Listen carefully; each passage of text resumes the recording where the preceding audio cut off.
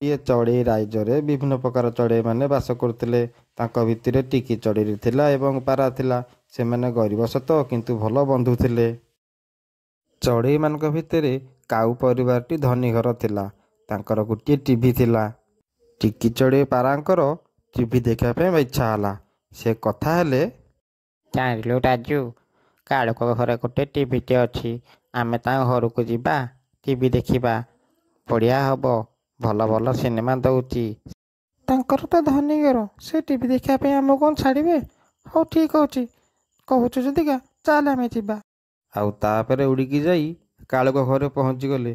ହଠାତ୍ କାଳୁର ବାପା ମା ଆସିଗଲେ। ଆରେ ହେ କାଳୁ, ତୋ ମୁଣ୍ଡ ଫୁଣ୍ଡ ଖରାପ ହେଇଛି ନା କ'ଣ? ତୁ ଏଇ ବସ୍ତି ପିଲାମାନଙ୍କୁ ଆଣିକି ଘରେ ପୁରେଇକି ଗରିବ ପିଲାମାନଙ୍କୁ ଆଣିକି ଟିଭି ଦେଖାଉଛୁ। ମୋର କାହିଁ ମୁଣ୍ଡ ଖରାପ ହବ? ସେମାନେ ତ ମନ ଇଚ୍ଛା ଜବରଦସ୍ତି ଘରେ ପଶି ଆସି ଟିଭି ଦେଖିଲେ। ମୁଁ ଆଉ କ'ଣ କରିଥାନ୍ତି? କାରଣ ତୁ କ'ଣ ପାଇଁ ତୋ ବାପା ବୋଉ ଆଗରେ ଆମକୁ ଲଜ୍ଜିତ କରୁଛୁ? ତୁ ତ ଡାକିଲୁ, ତୁ କହିବାରୁ ଆମେ ଆସିଲୁ। ମିଛ କଥା କାହିଁ କହୁଛୁ? ହଉ ଠିକ୍ ଅଛି, ଆଉ କ'ଣ ବଚନ ଭାଷଣ ଦିଅନି। ତମେ ଠିଆ ହେଇଥିବା ଜାଗା ସଫା କରିବାକୁ ପଡ଼ିବ। ତମେ ଯାଅ ଏଠୁ। ବହୁତ ହେଇଗଲା ତମ ଟିଭି ଦେଖା। ଟିଭି ଗୋଟେ କିଣି ଦେଉନ। ମନ ଇଚ୍ଛା ଆସି ଘର ପଶି ଟିଭି ଦେଖୁଛ। ତାପରେ ସେ ଦି ଜଣ ମନ ଦୁଃଖରେ ଆସି ପଳେଇ ଆସି କଥା ହେଲେ। ମୁଁ ମନା କରିଥିଲି ନା ତାଙ୍କ ଘରକୁ ଯିବାନି। ଆମେ ଗରିବ ବୋଲିକା ଦେଖୁଛୁ ତ ଆମ ଘରୁ କେମିତି ତଡ଼ିଦେଲେ। ହଁ, ସେମାନେ ସିନା ଘର ଭିତରୁ ଆମକୁ ତଡ଼ିଦେଲେ।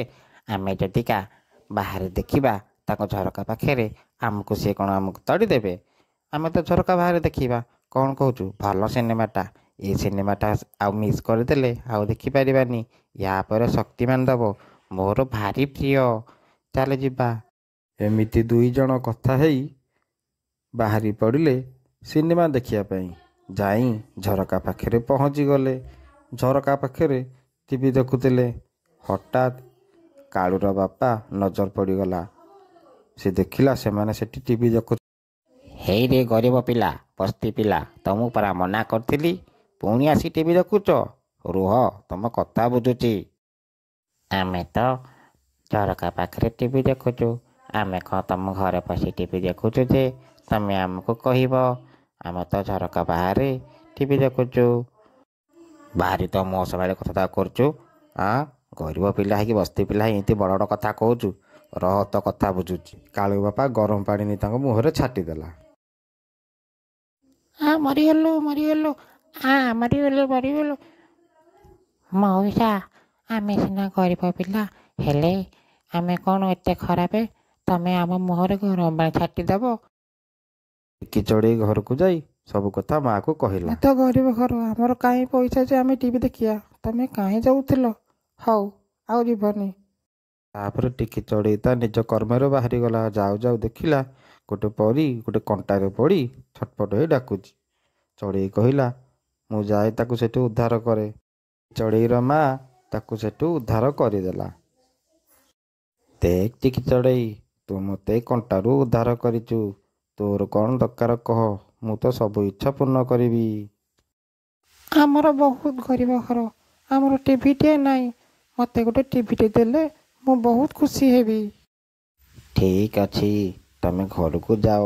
ଘରେ ପହଞ୍ଚି ଦେଖିବ ତମ ଘରେ ଟିଭିଟେ ଥିବ। ଟିକି ଚଢ଼େଇ ମା ଘରୁ ଯାଇ ଦେଖିଲା ସତରେ ତାଙ୍କ ଘରେ ଟିଭି ଚାଲିଛି। ମା, ଆମର ଟେବୁଲ ଉପରେ ମନକୁ ଟିଭିଟେ ଆସି ଥୁଆ ହେଇଛି। କେମିତି କୋଉଠୁ ଆସିଲା ମୁଁ ଜାଣିନି। ଯାହା ହଉ ଟିଭିଟେ ଆସିଲା, ମୁଁ ସେଥିପାଇଁ ବହୁତ ଖୁସି।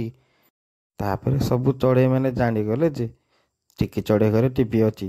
ସମସ୍ତେ ଆସି ତାଙ୍କ ଘରେ ଟିଭି ଦେଖିଲେ। ତାପରେ କାଳୁଙ୍କ ଘରେ ଟିଭିଟି ଖରାପ ହେଇଗଲା। କାଳୁ କହିଲା, ବାପା, ମୋ ସାଙ୍ଗ ଟିକି ଚଢ଼େଇ ନୁହଁ, ତାଙ୍କର ଗୋଟେ ଯାଦୁ ଟିଭି ଆସିଛି। ମୁଁ ବି ଏ କଥା ଶୁଣିଥିଲି। ତାଙ୍କର ଗୋଟେ ଯାଦୁ ଟିଭି ଅଛି। ମୁଁ ଭାବୁଛି ସେ ଟିଭିଟାକୁ ଚୋରେଇ ଆଣିବି। କ'ଣ କହୁଛ କାଳୁମା? ଡେରି ନ କରି ଟିଭିଟାକୁ ଯାଇ ଚୋରେଇ ଆଣ ଜଲ୍ଦି। ସେମାନେ ଗରିବ ଘର କ'ଣ ଟିଭି ଦେଖିବା ମ? ଜଲ୍ଦି ଆଣ। ତାପରେ କାଳୁ ବାପା ଟିକି ଚଢ଼େଇ ଘରୁ ଟିଭିଟିକୁ ଯାଇ ଚୋରେଇ ଆଣିଲା। ତା ପରଦିନ ଟିକି ଚଢ଼େଇର ମା ସମସ୍ତିକି ଟିଭି ଚୋରି ହେଇଛି ବୋଲି ସବୁ କଥା କହିଲା। ଆଉ ସମସ୍ତେ ଟିଭି ନେଇନୁ ବୋଲି ନିଜ ନିଜର ମତାମତ ରଖିଲେ। କି ଚଢ଼େଇ ମା, ତମ ଟିଭି କିଏ ନେଇଛି? କାହାକୁ ସନ୍ଦେହ କରୁଛ? ମୋର ସନ୍ଦେହ ମୋ ପୁଅ କାଳୁର ସାଙ୍ଗ ତା ବାପା ଟିଭିଟାକୁ ଚୋରି ନେଇଥିବ। ଚାଲ ଆମେ ସମସ୍ତେ ମିଶି ଝରକାରେ ଦେଖିବା। ସେ ଆମ ଟିଭି ନେଇଥିବେ। ହଁ ଦେଖ, ଇଏ ଆମ ଟିଭି ନେଇଛି। ତମେ ମାନେ ଟିଭି ପାଇଁ ଆସିଛ ନା? ମୁଁ ୟାକୁ ବାର ବାର ମନା କଲେ ବି ସେ ଯାଇ ତମ ଟିଭିଟାକୁ ଚୋରି କରି ଆଣିଲେ। ତାଙ୍କର ଭୁଲ ହେଇଯାଇଛି। ହଁ ଟିକି ଚଢ଼େଇ ମା, ମୋର ଭୁଲ ହେଇଯାଇଛି। ମୁଁ ଆଉ ଏ ଭୁଲ କେବେ ବି କରିବିନି। ମୋତେ କ୍ଷମା କରିଦିଅ। ହଉ ହେଲା, ଏଥର ଆମେ ସମସ୍ତେ ମିଳିମିଶି ଟିଭି ଦେଖିବା। କ'ଣ କହୁଛ? ତାପରେ ଟିକି ଚଢ଼େଇର ଏ କଥାରେ ସମସ୍ତେ ଖୁସି ହେଇଗଲେ ଆଉ ମିଳିମିଶି ସମସ୍ତେ ଟିଭି ଦେଖିଲେ।